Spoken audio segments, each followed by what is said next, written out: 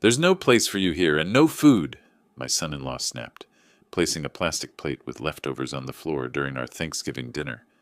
I was expecting family warmth, but instead I got humiliation in front of strangers. I turned around and walked away without saying a word. The next day they regretted it, because my silent revenge began to destroy their world. Before we continue, please subscribe to the channel and write in the comments what time it is where you are now. The unfamiliar cars in my driveway made me pause. 3 of them parked at careless angles like whoever owned them didn't plan on staying long. I checked my watch, 5 o'clock exactly, and walked to the door of the house I'd built with my own hands 30 years ago. I knocked. Voices inside, laughter, the clink of glasses. No one answered. I knocked again. The door swung open. Leonard filled the frame, 6'2" and broad-shouldered, wearing a sweater that probably cost more than my truck payment. He didn't step aside. "You're late," he said. "I'm right on time, actually." He glanced back over his shoulder, then at me, like he was calculating something. "We're in the middle of things. Henrietta invited me for 5. I kept my voice level. "It's 5. He shrugged and finally moved, but not welcoming, more like tolerating. I stepped into my own house and stopped. The dining room was full of strangers. 8, maybe 9 people I'd never seen before, all seated around the table I'd refinished last spring. Young folks, Leonard's age, holding wine glasses and looking at me with mild curiosity, the kind of look you give someone's elderly relative who wanders in during a party. Henrietta emerged from the kitchen carrying a serving bowl. My daughter, 35 years old and still beautiful like her mother had been. Same high cheekbones, same careful way of moving. She saw me and her eyes skittered away. "Happy Thanksgiving, sweetheart." "Hi, Dad." Her voice barely made it across the room. Leonard moved past me, close enough that his shoulder brushed mine. Not accidental. "We're just about to eat. You showed up at an awkward time." The invitation said 5 o'clock. I looked around the room again, counting chairs. It's 5 o'clock.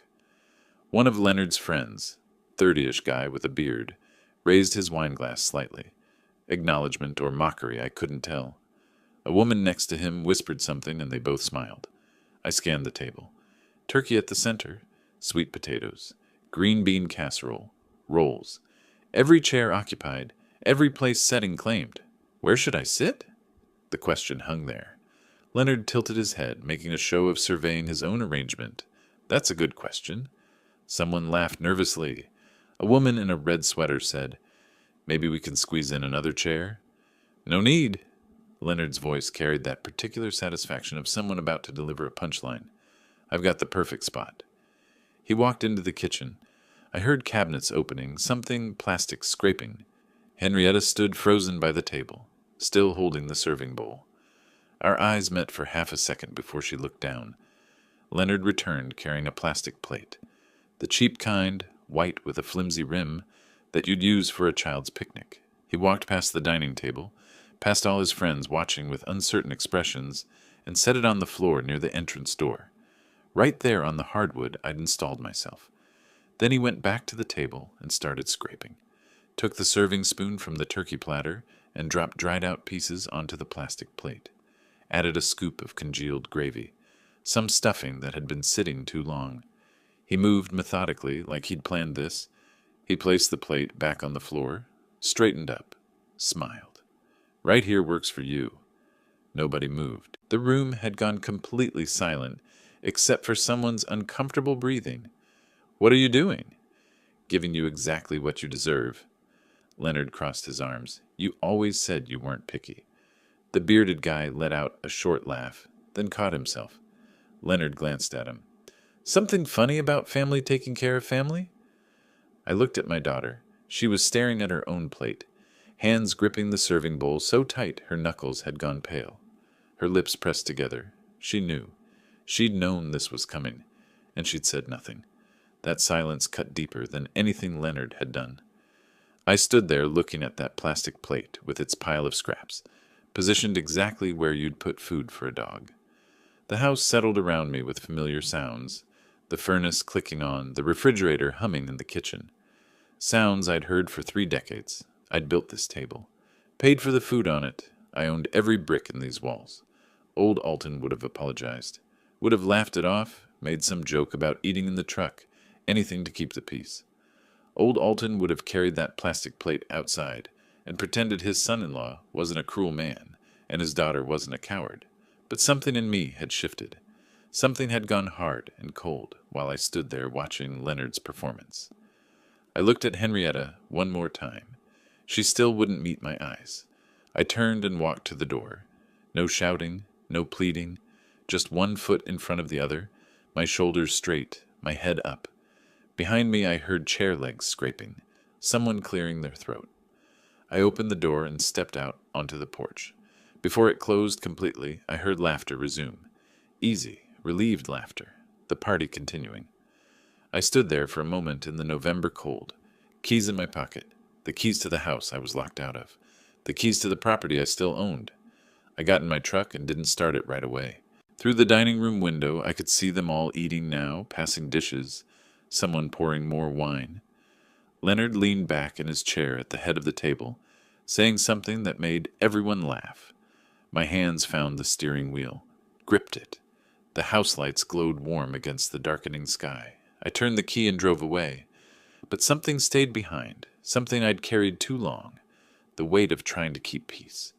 By morning I knew that weight would be gone. I don't remember the drive home. One moment I was pulling out of that driveway. The next I was standing in my own kitchen, still holding my truck keys. My apartment, modest, paid off, mine, felt empty in a way it never had before. The jacket was still on, my good shoes too.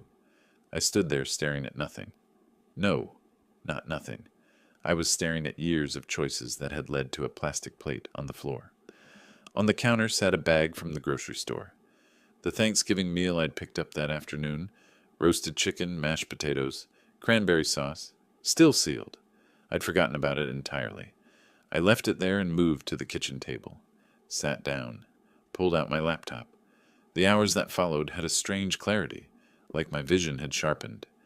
I opened my banking app first, scrolled back through 4 years of statements, highlighting transactions in my mind. Rent-free living. The house they occupied had a market value of $1,500 a month.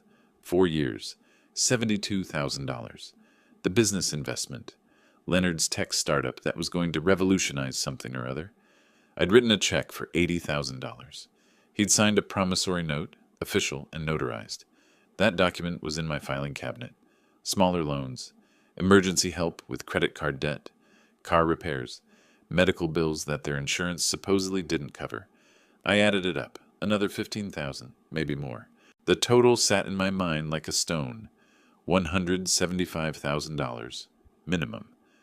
I got up and pulled the filing cabinet open, found the promissory note in a folder labeled Leonard Business. My handwriting on the tab, neat and hopeful. The paper was crisp, the signatures clear. Signed, dated, witnessed. Next folder, property documents. The deed to the house they lived in, titled solely in my name.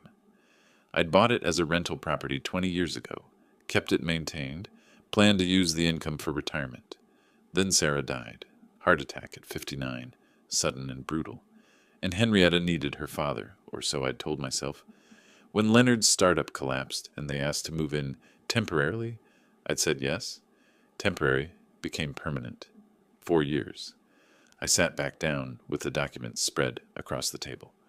After Sarah died, I wanted Henrietta close, I said out loud to the empty kitchen. Hearing my own voice made it real. When Leonard asked for startup money, I told myself I was helping family.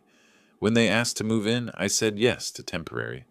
But I wasn't being generous. I was buying a relationship with my daughter. My phone buzzed. 11 o'clock. Henrietta's name on the screen. I watched it ring. 5 buzzes. 6. Then voicemail. The notification appeared. I played it on speaker. "Dad, please!" Her voice cracked. Background noise, dishes clattering. "Can we talk tomorrow? Please call me back." She had her chance to talk. At dinner. When it mattered. I set the phone face down and opened my laptop browser. Typed, "Texas eviction law, no lease." The results loaded. I read carefully, taking notes on a legal pad. Texas Property Code Section 2402. For month-to-month tenancy or tenancy at will, Landlord must provide notice to vacate. Minimum 30 days for residential property. If tenant refuses to leave after notice period, landlord can file eviction suit. Without a rental agreement, which we'd never signed, Leonard and Henrietta were technically tenants at will. I owned the property, paid all taxes, had documentation, more searching. Promissory note enforcement, Texas. Contract law. Statute of limitations. 4 years for written contracts. Leonard's note was 3 years old, well within the window. I kept reading until the sky started turning gray outside my window. Dawn came slowly, pink and gold through the kitchen blinds. I hadn't slept, hadn't even felt tired. The decision that had been forming all night crystallized with the daylight. I'd spent years avoiding conflict, calling it keeping the peace. But there was no peace.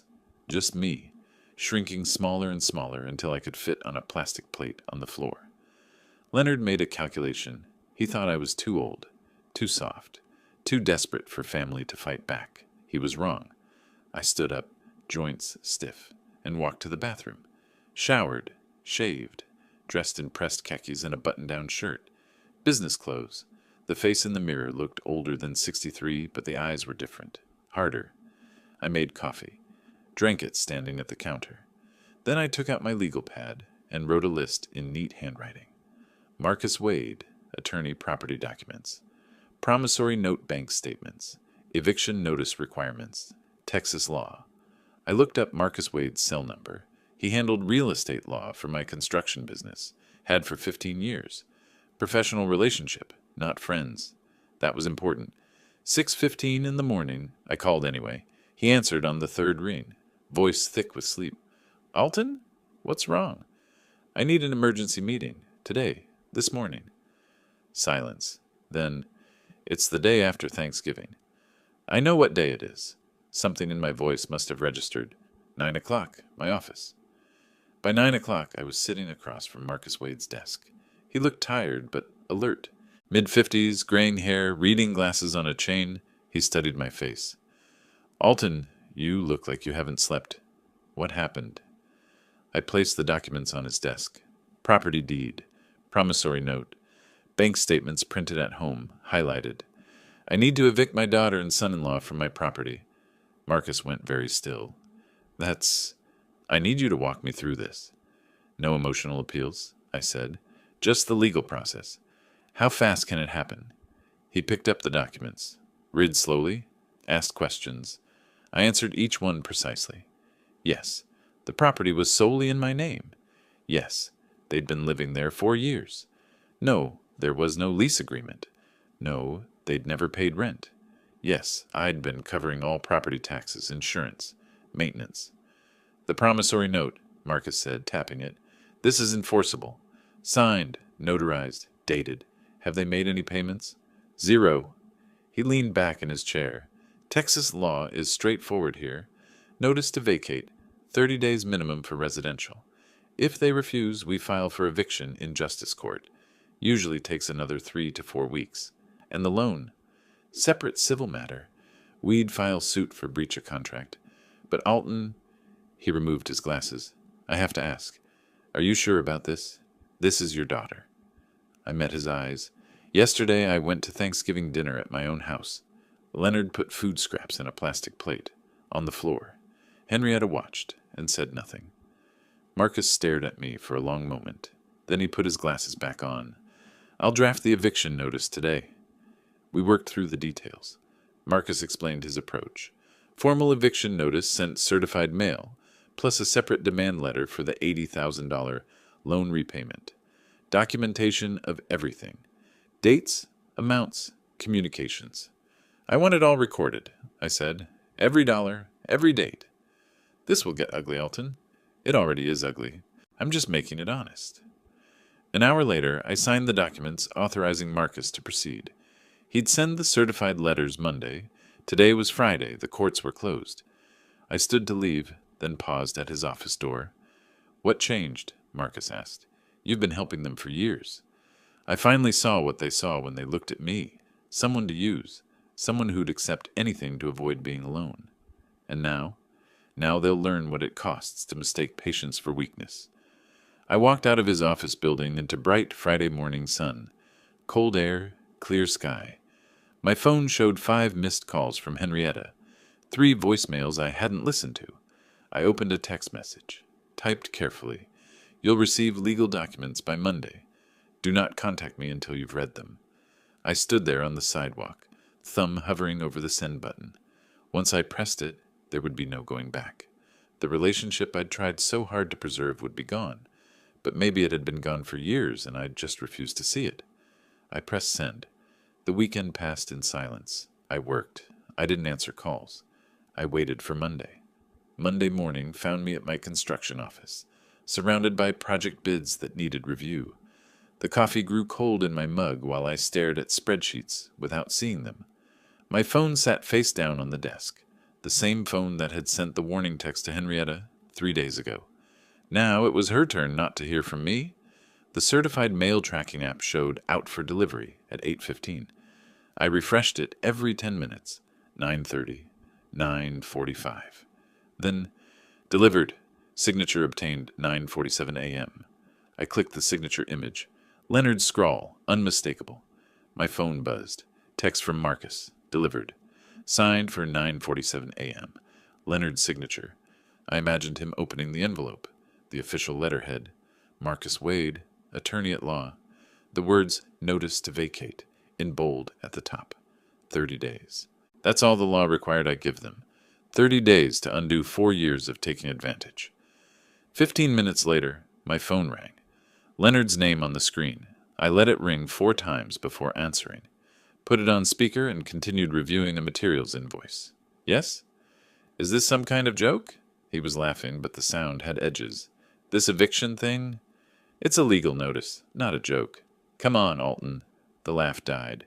You're really going to kick out your own daughter over a dinner? I'm reclaiming my property. You have 30 days. His voice changed, anger seeping through. You can't do this. We have rights. No, you have 30 days.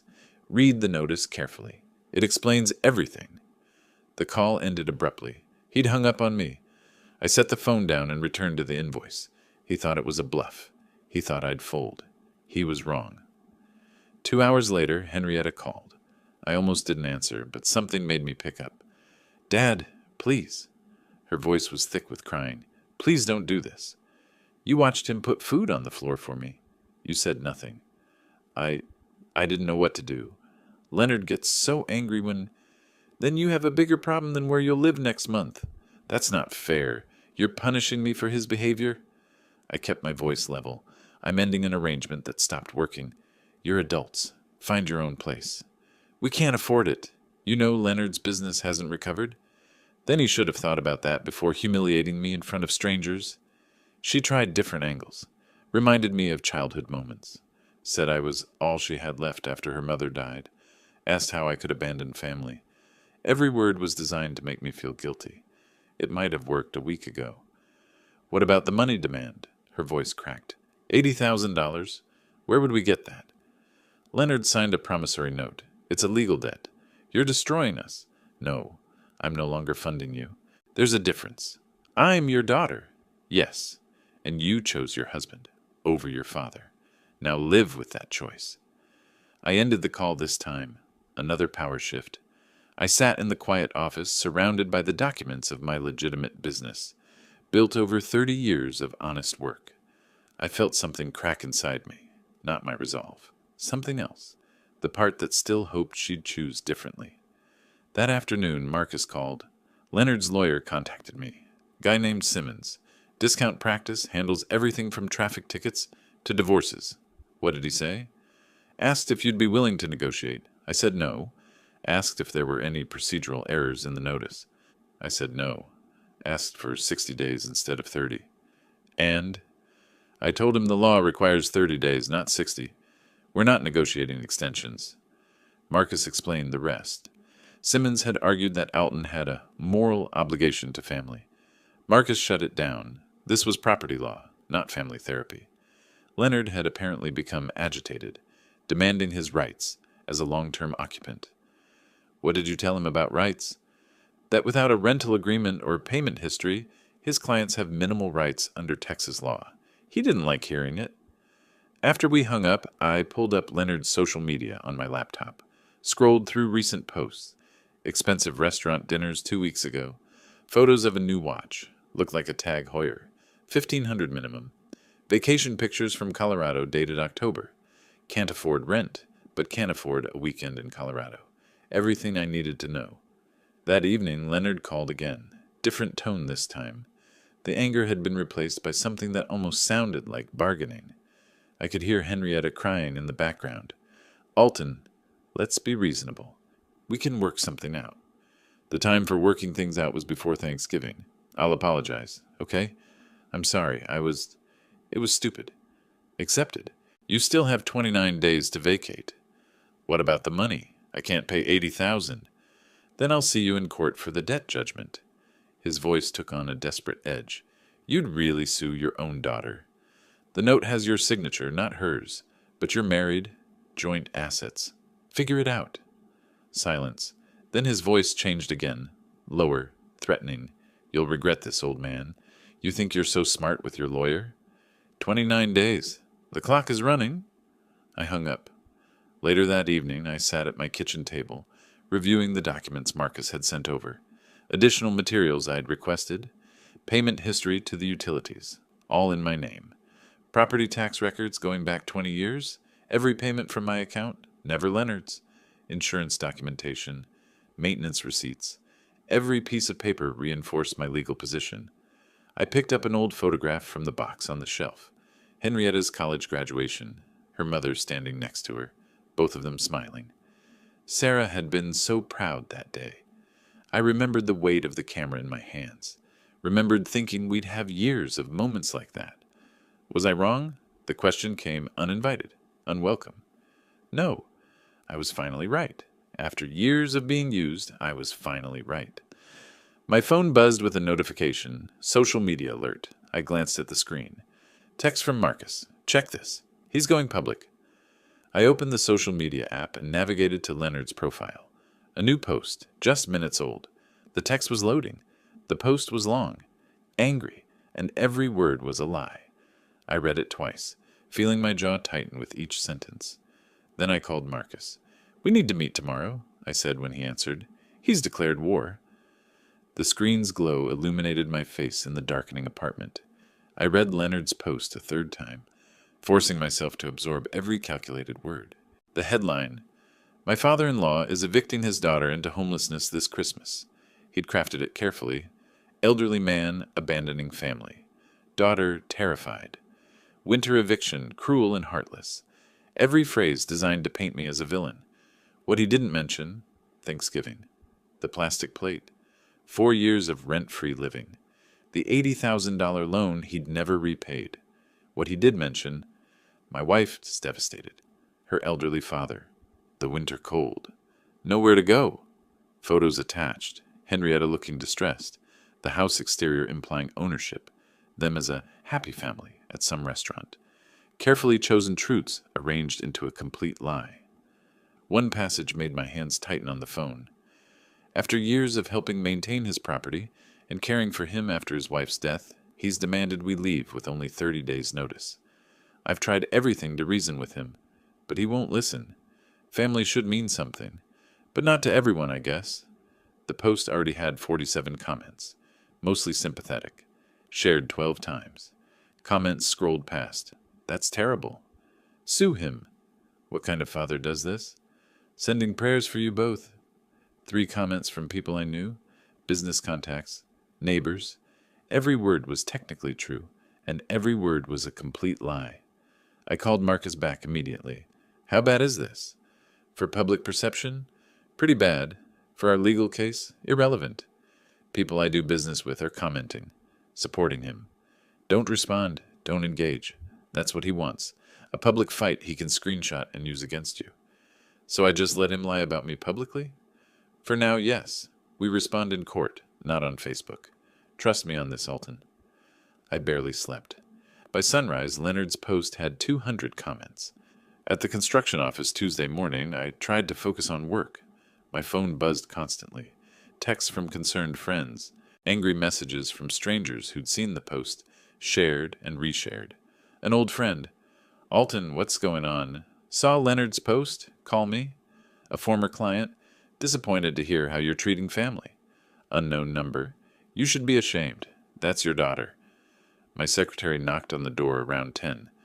3 people called asking if the business is stable. I looked up. What? The Meyer project client wants a meeting.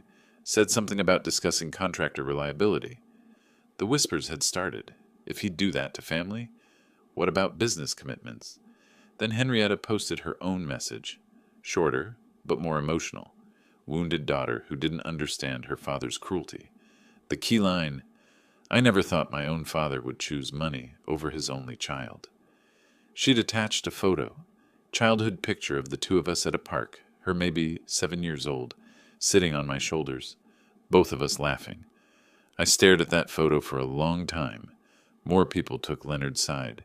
No one knew the full story. My instincts screamed to explain, defend, counterattack. Marcus's advice echoed, don't engage. Around noon, Deborah Chen called, my bookkeeper for the construction company, access to all financial records. Organized, meticulous. Never called unless something was genuinely wrong. Alton, I need to show you something. It might be nothing. What is it? I was reconciling accounts and noticed discrepancies. Going back about 18 months. My stomach tightened. What kind of discrepancies? Remember when Leonard said he could help with vendor outreach? You gave him some contact information? Yes. He said he had marketing experience. Silence on the line. Then, can you come to the office? I need to show you this in person. 20 minutes later, I sat across from Deborah's desk while she pulled up files on her computer. I found irregularities while preparing tax documents. She turned the monitor toward me. Leonard was using your business contacts. He posed as your partner or representative. The screen showed emails, Leonard's name with my company's signature line. He took deposits from 3 clients for jobs that were never performed. She clicked through the evidence. Client 1, $12,000 for a home addition. Client 2, $8,500 for commercial remodel. Client 3, $15,000 for multi-unit renovation. Total, $35,500. Why didn't these people contact me directly? They tried. Leonard told them you were semi-retired, that he handled new contracts. Remember when you gave him email access to help with that supplier issue? I remembered. A temporary login 18 months ago when I'd been overwhelmed with a material shortage. He used my business to steal? I have all the emails. He signed them Leonard Evans Partner Relations. People assumed he was legitimate family business. My hands went cold. What else? Deborah hesitated, then clicked to another folder. I found something else while pulling property records for taxes. Leonard filed paperwork with the county 9 months ago. She opened a PDF. Official county document. Gift deed, transferring the house from me to Leonard. It required my notarized signature. The signature looked close to mine, but the notary stamp was fake. Why did this fail? County clerk noticed the notary license number didn't match their database. Paperwork was rejected, flagged as suspicious. They sent a letter to the property address, the house, where Leonard received mail. He intercepted it, I said. Looks that way. No criminal charges were filed because you never saw it, never reported it. I stared at the forged document. He tried to steal my house, with a forged signature. Yes, and with the social media campaign he's running? Deborah met my eyes. Alton, he's trying to bury you before you can expose him. Within an hour, I was back in Marcus's office with Deborah's documentation. He reviewed everything methodically, the emails, the deposit records, the failed deed transfer. His expression shifted from concern to grim satisfaction. This changes everything. Wire fraud, forgery, theft by deception. These are felonies. What about his social media campaign? It becomes evidence of consciousness of guilt. He's trying to poison public opinion before his crimes surface. So what do? We file a police report today, and we contact the victims. They'll need to file complaints too. He'll say I'm retaliating because of the eviction. Let him. The evidence speaks for itself. Signatures, notary fraud, client testimony. This isn't he said, she said anymore. Leonard had made a calculation. Destroy my reputation so no one would believe me when the truth came out. He hadn't counted on one thing. I kept records. I always kept records. Marcus began drafting the police report. I pulled out my phone and scrolled through my contacts until I found the first name on Deborah's list. Thomas Green. Home addition job, $12,000. He answered on the second ring. Mr. Green, this is Alton Evans from Evans Construction. We need to talk about Leonard. A bitter laugh. He screwed you too. Worse than you know. Can we meet tomorrow? Been waiting 2 years for someone to listen. Tomorrow works. I left Marcus's office with a folder of evidence under my arm. Walked through downtown Austin in the December afternoon sun. Past a coffee shop where someone sat with a laptop open, reading something on the screen. Leonard's post. The person shook their head in disapproval. At me. Let them judge. By the end of the week, they'd know the truth. I walked to my truck and pulled out my phone. Dialed the Austin Police Department non-emergency line. When the officer answered, I said 5 words that changed everything. I need to report fraud. The police station smelled like burned coffee and industrial cleaner. Thomas Green sat down beside me in the waiting area, and we didn't need to say anything. We both knew what Leonard had taken. He carried a manila folder, same tan color as mine. Physical evidence of parallel crimes. Detective Sarah Morrison called us back 20 minutes later. Mid-40s, professional suit, wedding ring, reading glasses on a chain. Her office was small, interview table, recording equipment visible on a shelf, case files stacked against one wall. She gestured for us to sit and opened her notepad. Mr. Evans, walk me through your relationship with Leonard. What's his last name? I paused. I don't actually know. He never took Henrietta's name, and she never mentioned his. Morrison looked up from her notes. Your son-in-law, and you don't know his surname? I realize how that sounds. I trusted him because my daughter did. That's usually how these cases work. She turned to Thomas. Mr. Green, you're the first victim on record? We spent the next hour presenting evidence. I laid out Deborah's financial records, the fraudulent emails with my company signature, the failed deed transfer with its fake notary stamp. Thomas showed his contract signed, Leonard Evans, partner relations, deposit receipts, a folder of unanswered emails and call logs. Morrison photographed each document, entered a case number into her computer, logged every date, every transaction. She worked methodically. Every paper got logged. Every date got verified.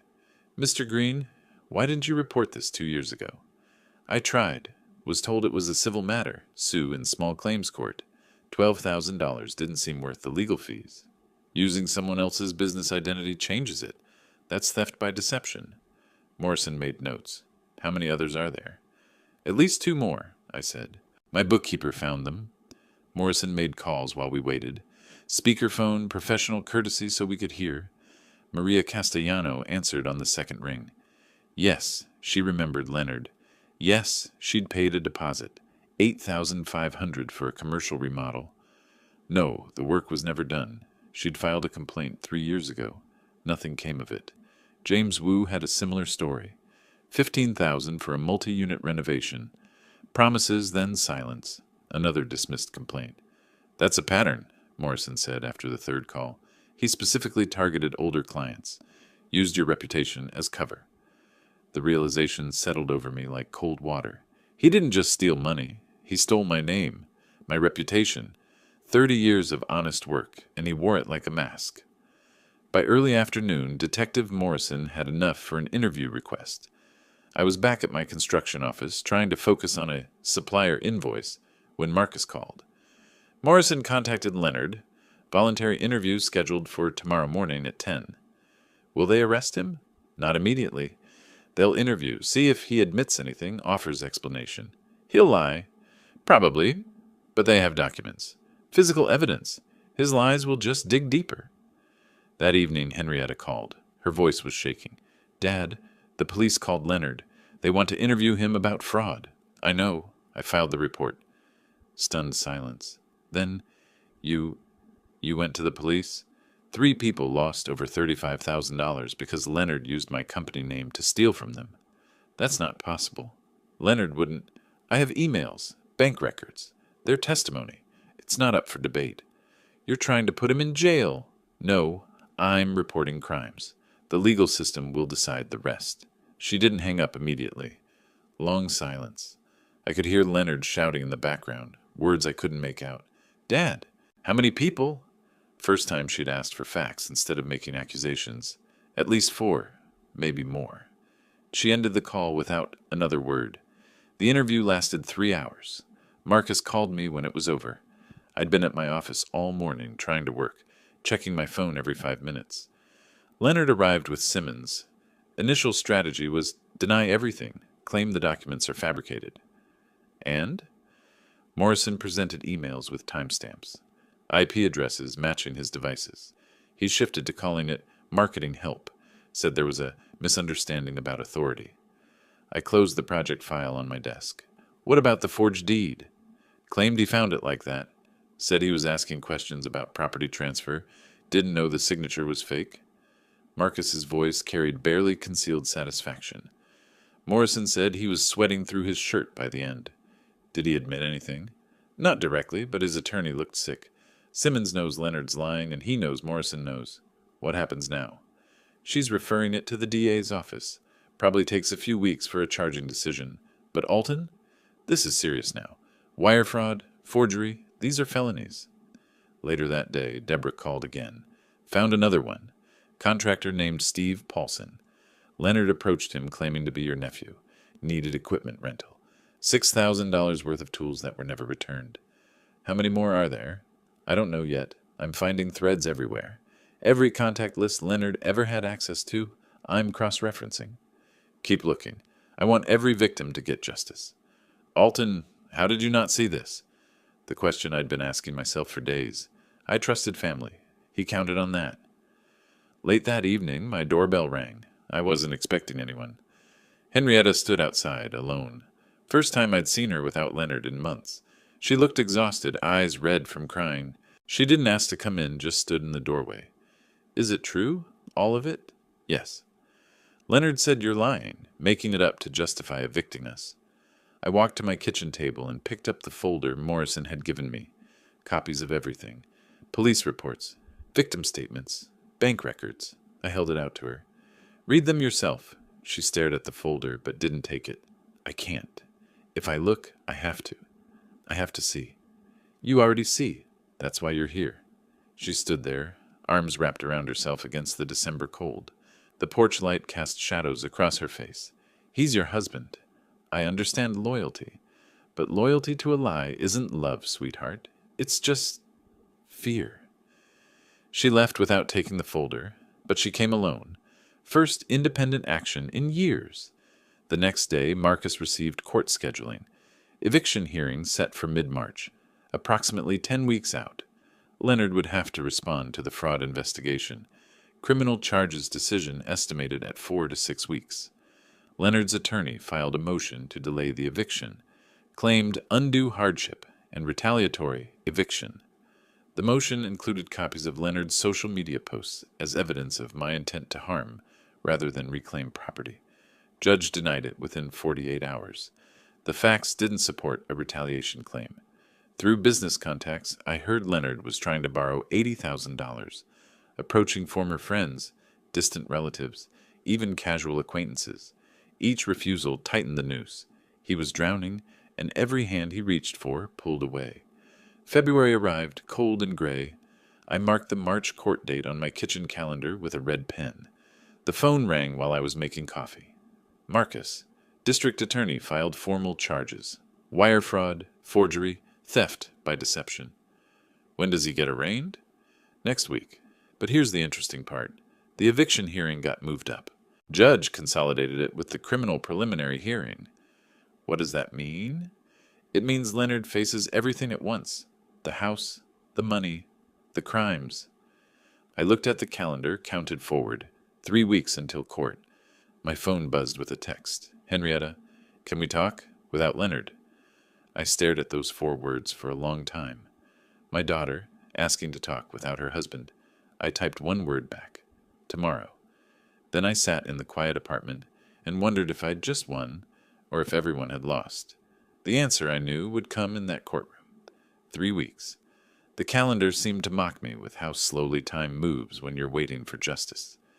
3 weeks of waiting compressed into this moment. The courthouse steps felt steeper than they should have. Marcus carried the evidence binders like they weighed nothing. They weighed everything.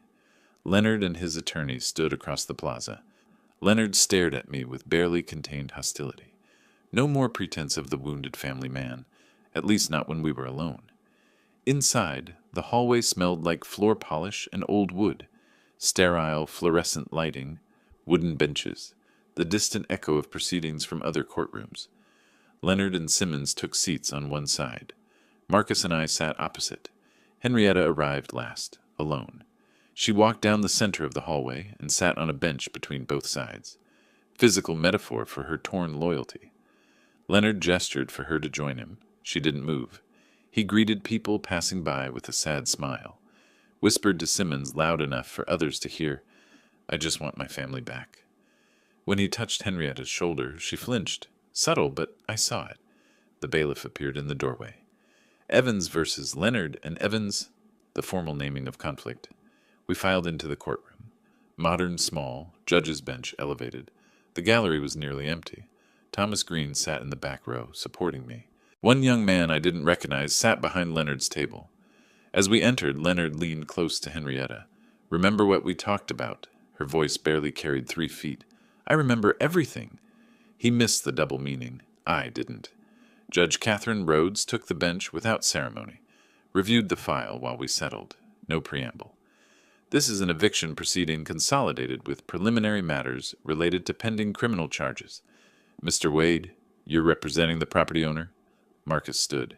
"Yes, Your Honor." What followed was methodical demolition. Marcus laid out the property deed. Sole ownership, Elton Evans.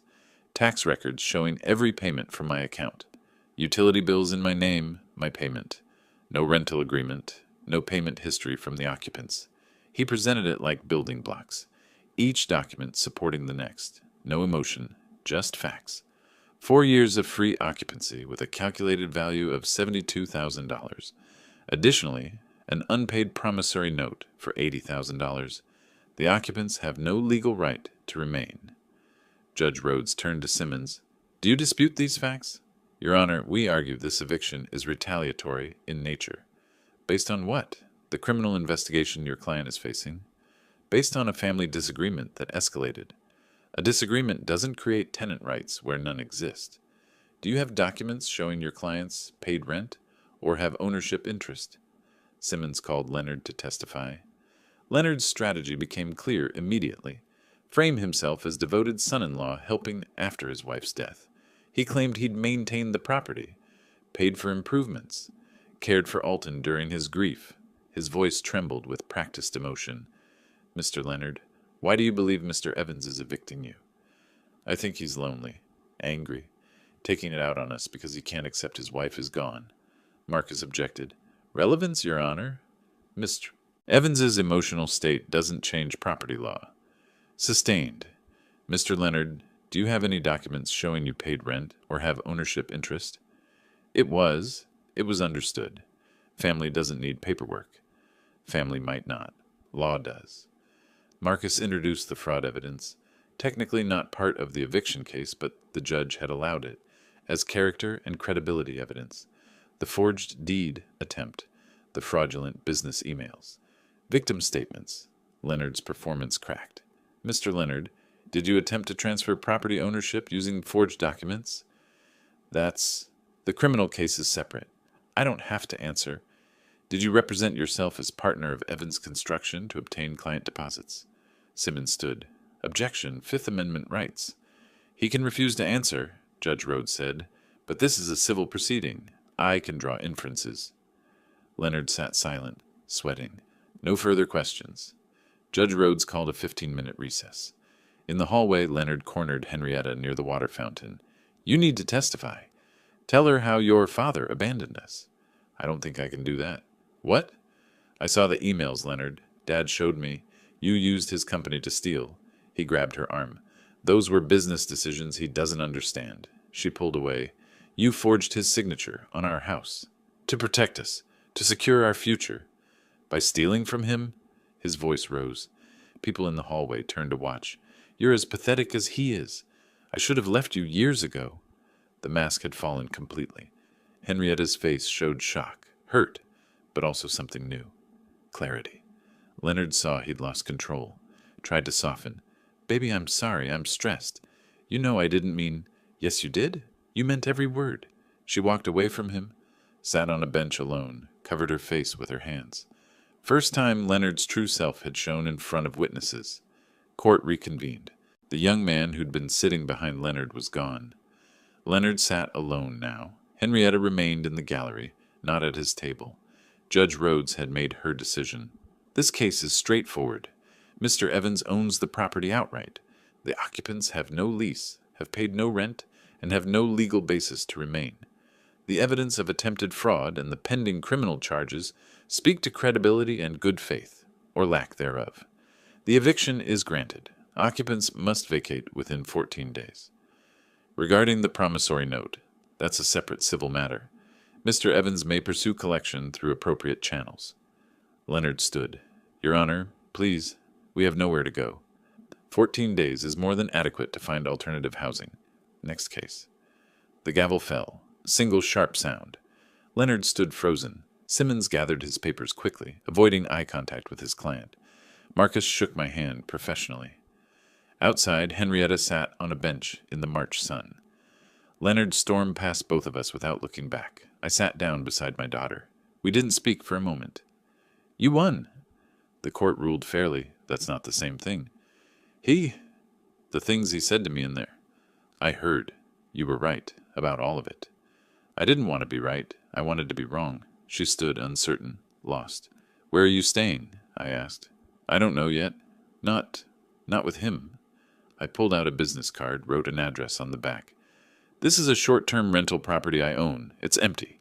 Stay there while you figure things out. No rent for first month. She took the card. Tears streamed down her face.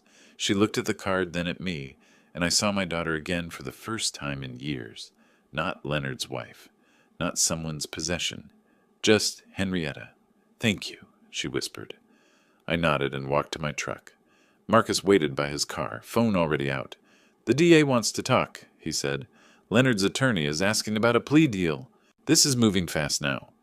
I looked back at the courthouse. Leonard was nowhere in sight. Henrietta still sat on that bench, card in hand, deciding who she'd be next. I got in my truck and started the engine. 14 days until they had to leave, but I suspected Leonard would be gone much sooner than that. I'd barely set the court documents down when my phone rang. Unknown number, Austin area code. Part of me wanted to ignore it, but something, instinct maybe, made me answer. Mr. Evans, you don't know me, but I know Leonard, or I thought I did. The voice was professional, with controlled anger underneath. I'm Thomas Green. I was at the courthouse today. You were in the gallery? Yes. When your attorney mentioned the fraud charges, something clicked. I need to tell you about L&T Digital Solutions. My hand tightened on the phone.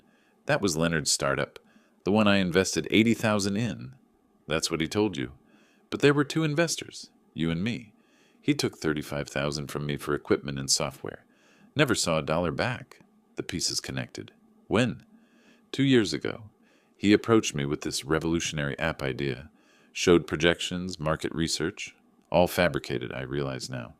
He used your investment as proof of viability. Said my father-in-law believes in it. The company existed 6 months. Produced nothing. Dissolved quietly. Why didn't you pursue it? 35,000 hurt, but I'm not broke. Chalked it up to bad investment. But hearing he did the same thing to construction clients, used your name, I realized it was deliberate. He's facing charges already. Wire fraud, forgery. Add mine to the list. I want him accountable for every lie. I gave him Marcus's number and called my attorney immediately after. This is good, Alton. Marcus's voice carried energy. Well, not good, but legally strong. It shows sophistication. Premeditation. How many people did he hurt? We're up to 7 documented victims now. Total damages exceeding 100,000. The number settled in my chest like a stone. I brought him into my life, introduced him to my business contacts. I made this possible. No, he made his choices. You were a resource he exploited. There's a difference. The next morning brought a different kind of call. Mrs. Chen, my neighbor near the property. Elderly woman who'd lived on that street for 40 years. Alton, dear, I see a U-Haul at your house. Are they taking your things? What things? Furniture. I remember that dining set. You had it before they moved in? The antique desk from your office? Realization hit like cold water. I'm on my way. Call the police. Tell them there's a theft in progress. I broke 3 traffic laws getting there. Didn't care. The U-Haul sat in the driveway, back door open.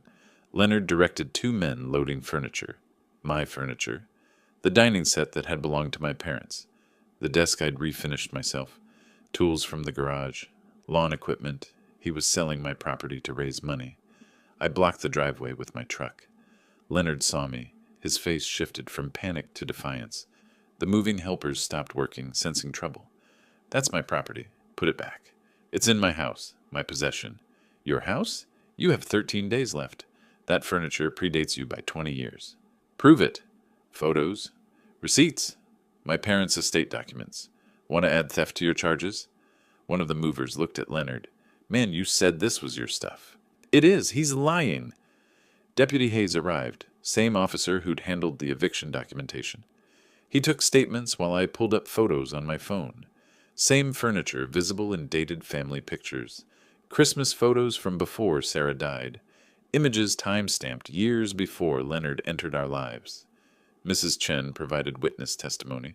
She'd watched me move that furniture into the house 2 decades ago. The helpers confirmed Leonard hired them, claimed ownership of everything. Hayes told them to unload everything back inside. Leonard tried to argue, his voice rising. Keep it up and I'll arrest you for obstruction, Hayes warned. Leonard deflated, watched his escape plan unravel.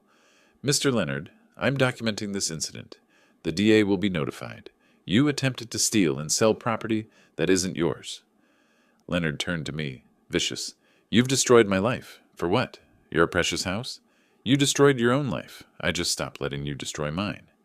Hayes closed his notepad. Mr. Leonard, I suggest you focus on vacating peacefully. You're running out of goodwill with the legal system. The movers left unpaid. Leonard had no money. The furniture sat back inside the house. Deputy Hayes filed his report and drove away. Leonard stood on the porch. I stood by my truck. He looked at me with pure hatred. I felt nothing. No anger, no satisfaction, just finality. I'd spent months being angry. Now I just wanted him gone. The next 6 days were quiet. Too quiet.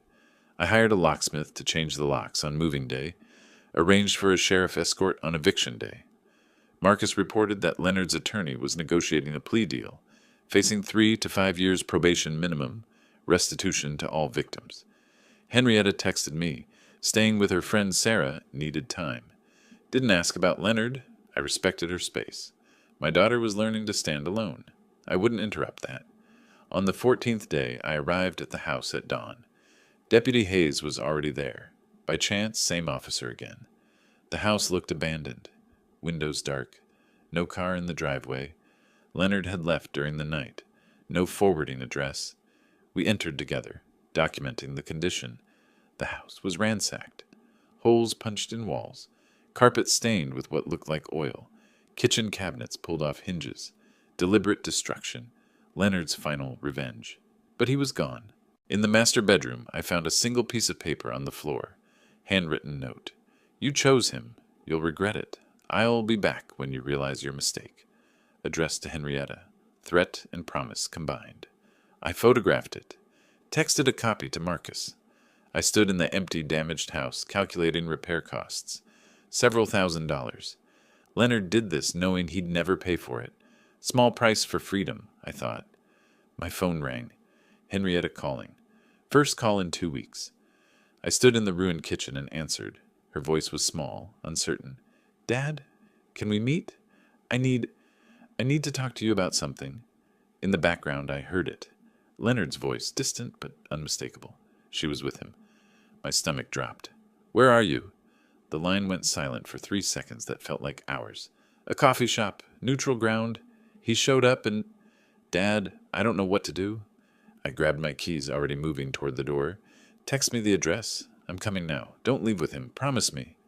I promise, she whispered. The call ended. I ran. Through the plate glass window, I could see the geometry of tension. Henrietta at one table, Leonard nearby at another, and a young woman I didn't recognize sitting between them like a buffer. I pushed through the door. The bell chimed. All 3 turned. Leonard's face hardened. Henrietta looked relieved. The young woman stood protectively. You called him? Leonard's voice carried wounded disbelief. I thought we were talking privately.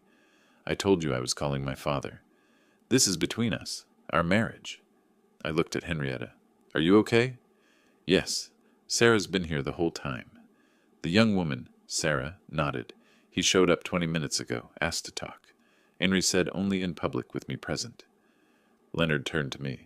This doesn't concern you. This is between me and my wife. Then why is she scared? She's not scared. She's confused. Because you've been poisoning her against me. Henrietta's voice was quiet but steady. Dad didn't poison me. You showed me who you are, in that courthouse hallway. I was upset, under pressure. That wasn't the real me. I stepped closer. Which version is the real you? The one who forged my signature? Who stole from clients? Who put food on the floor? Leonard stood towering over the table. Sarah moved closer to Henrietta. Other patrons glanced over. Everything I did for us.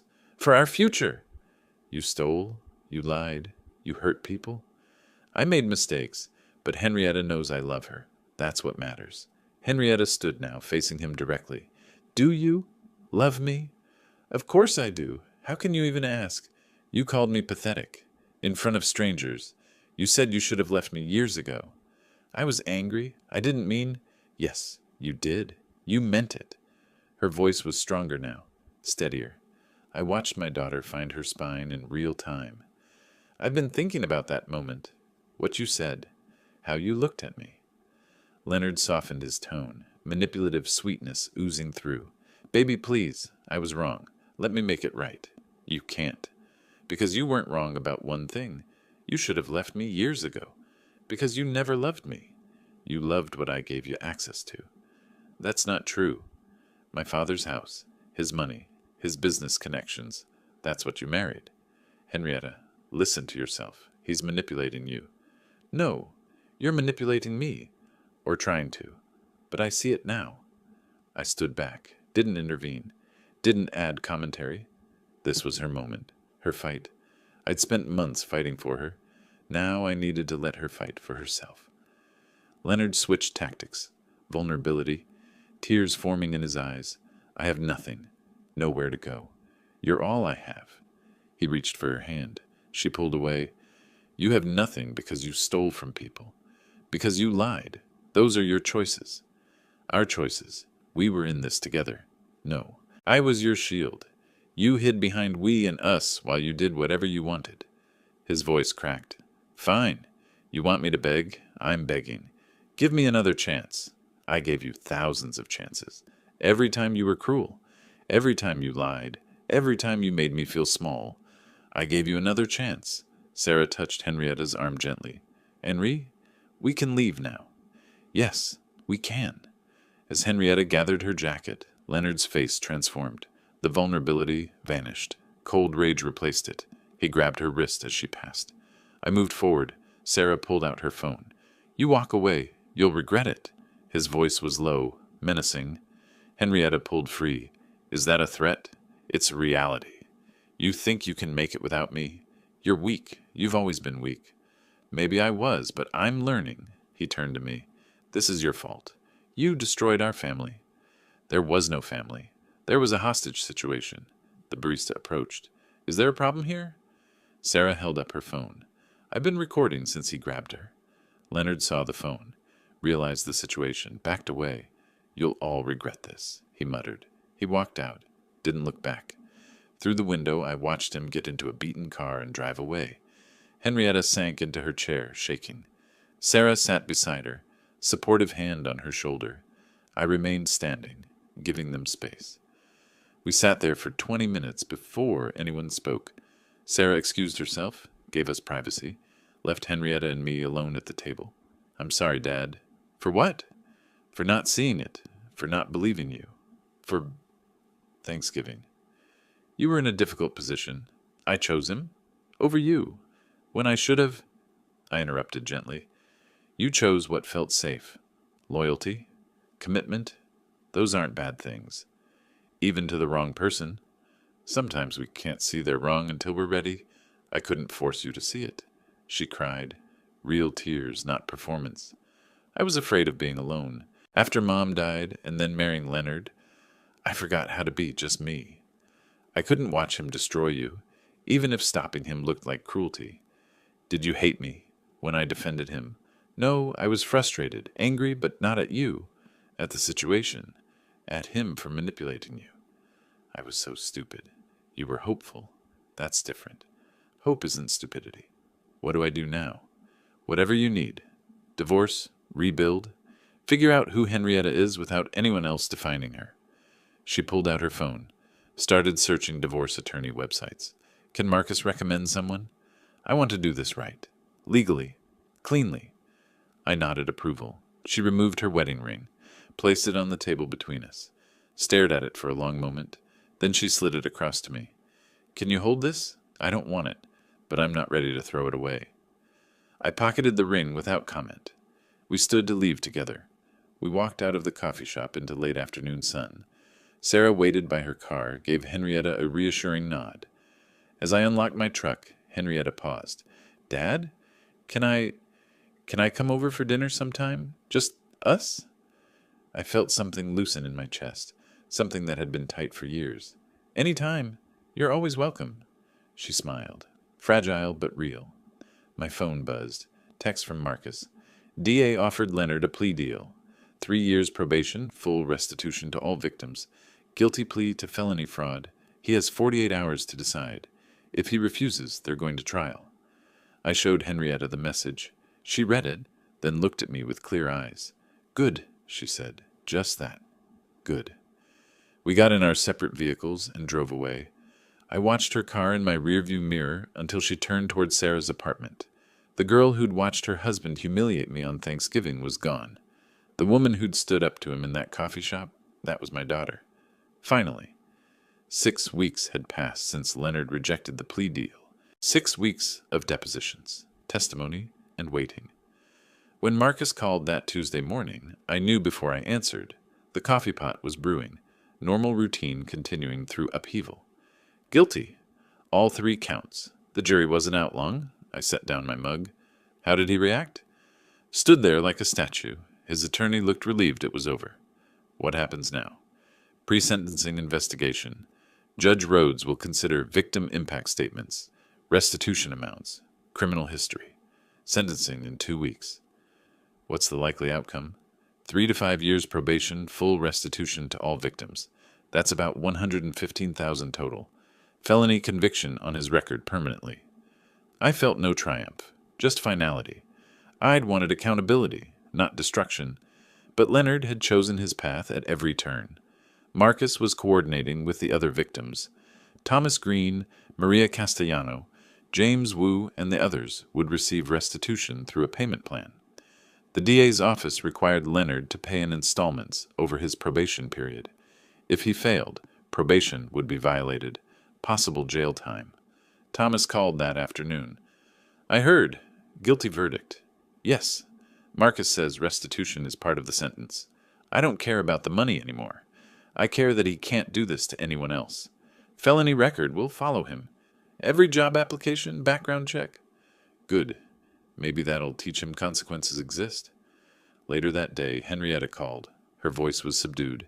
Dad, I heard about the verdict. I thought you might. I don't know how to feel. You don't have to feel any particular way. It's complicated. Part of me is relieved. Part of me feels guilty. Like I should have... Should have what? Stopped him years ago? We all miss the signs. I was married to him. I should have known. People hide who they are, even from those closest to them. She'd moved into a small one-bedroom apartment. Started a bookkeeping job at a local firm. The divorce papers had been filed. Leonard hadn't contested. She was attending therapy twice a week. For the first time since Mom died, I'm figuring out who I am. How are you managing? Financially? It's tight, but it's mine. I'm not depending on anyone. I'm proud of you for doing this on your own. A pause. Can we have dinner sometime? When things settle? I'd like that, when you're ready. I need to earn it, your trust. I know that. You're earning it now, by standing on your own. The 2 weeks passed quickly. Work kept me busy. The sentencing hearing arrived on a Thursday morning. I attended with Marcus, sat in the gallery. Several victims were present: Thomas Green, Maria Castellano, others I recognized from documents. Henrietta had chosen not to attend. Leonard was brought in wearing a county jail jumpsuit. He looked diminished, weight loss, haunted expression. His attorney made a brief statement about accepting responsibility, asked for leniency. Thomas Green spoke first, described the financial damage, the emotional betrayal of trust. Maria Castellano, an elderly woman, explained how the fraud had depleted her savings. The DA read statements from other victims who couldn't attend. I didn't speak. Marcus had advised that my civil resolution was sufficient. Judge Rhodes reviewed her notes, then addressed Leonard. Mr. Leonard, you engaged in a sophisticated, calculated scheme to defraud multiple victims. You exploited family connections, business relationships, and the trust of elderly clients. Your presentence report shows no prior criminal history, which works in your favor. However, the breadth and duration of your fraud demonstrates clear premeditation. I sentence you to 5 years supervised probation. Conditions: full restitution to all victims totaling $115,000, payable in monthly installments. Community service, 500 hours. You are prohibited from engaging in any business transactions exceeding $1,000 without probation officer approval. Violation of any term results in immediate incarceration of up to 3 years. Do you understand? Leonard's voice was barely audible. Yes, Your Honor. As he was led out, he made eye contact with me. No words, just a hollow stare. I felt nothing. No anger, no pity. Just closure. The man who'd humiliated me on Thanksgiving was gone. What remained was just consequence. Outside the courthouse, Marcus and I stood on the steps. Bright summer day, heavy contrast to the proceedings inside. It's over, officially. The house repairs cost me $8,000, the legal fees. $15,000, I know, but you got the house back. The debt acknowledged, and he's on record as a felon. $23,000 to learn my son-in-law was a criminal. $23,000 to stop him from taking everything. Perspective matters. Restitution payments would begin next month. Leonard had to maintain employment, report monthly to his probation officer. The divorce finalization was expected within 60 days. Marcus handed me a final documentation folder. Keep these. In case he violates probation, you'll need to show payment history. I took the folder, knowing I'd file it away and try to forget. I drove home through Austin traffic. Summer heat shimmered on the pavement. The radio played mindlessly.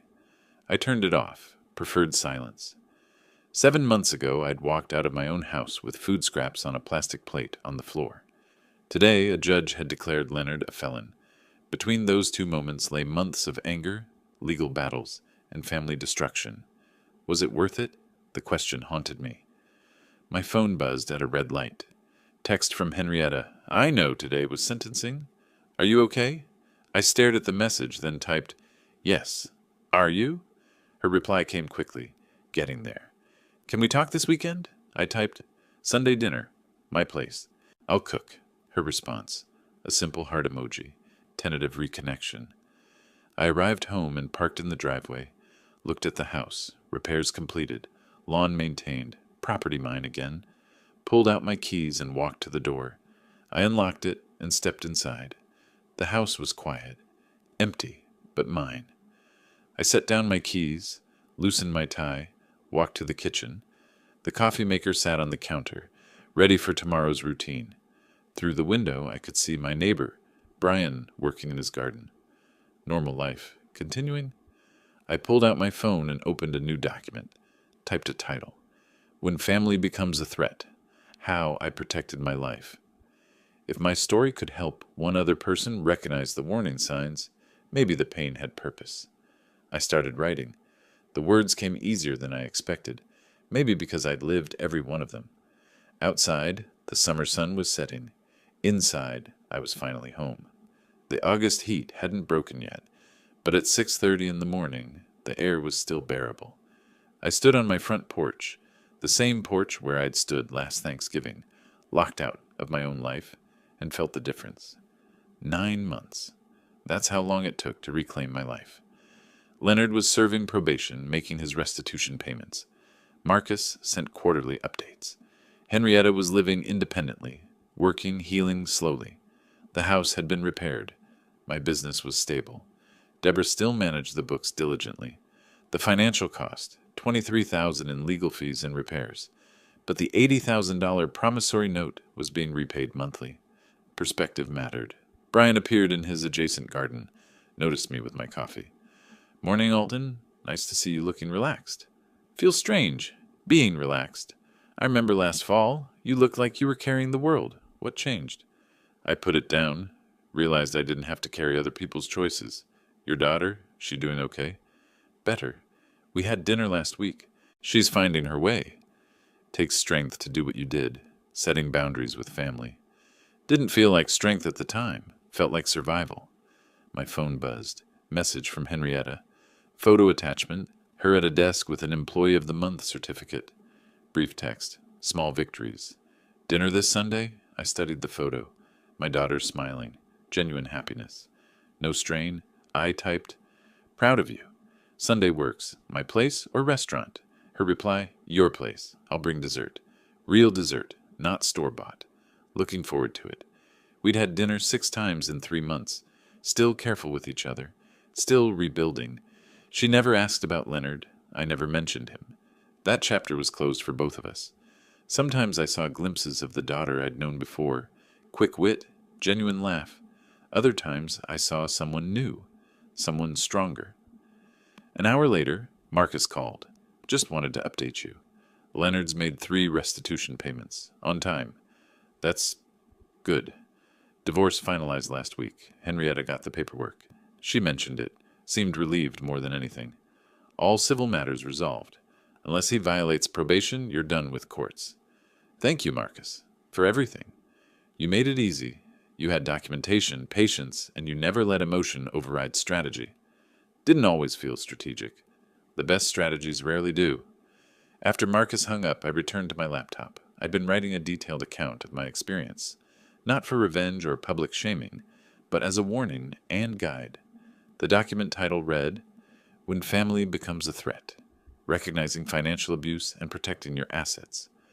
I'd outlined the warning signs: family members living rent-free indefinitely, loans without paperwork, isolation from other relationships, the legal protections, documentation, property records, promissory notes, the emotional manipulation tactics, the steps to take.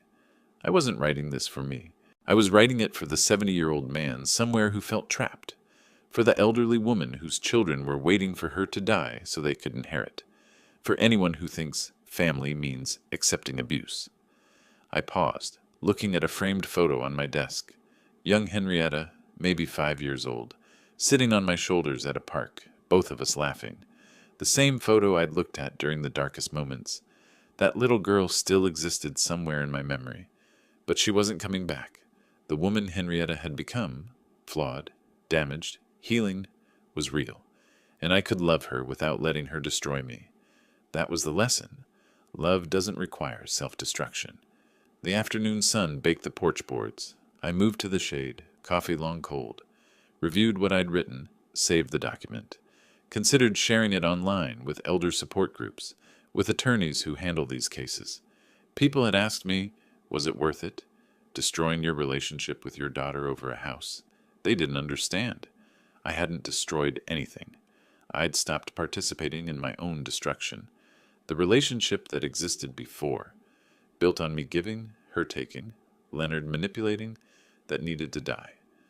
What we were building now, that was real. Hard, painful, uncertain, but real. I prepared a simple dinner for myself, sat at the dining room table, the same table Leonard had tried to steal, ate slowly, peacefully, alone but not lonely. After dinner, I walked to the hall closet, pulled out a plastic bag I'd kept hidden. Inside, the plastic plate from Thanksgiving.